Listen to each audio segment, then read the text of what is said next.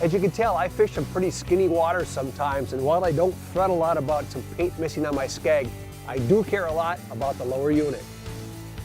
The lower unit converts the power of your outboard's engine to turn the propeller. Without it, you go nowhere.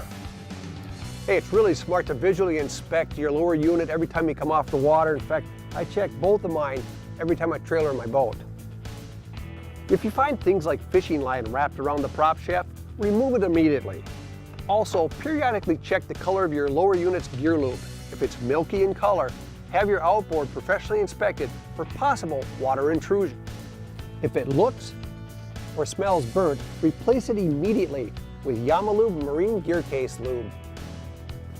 I change my gear lube every fall. Hey, it's a simple project and it's part of my winterization program.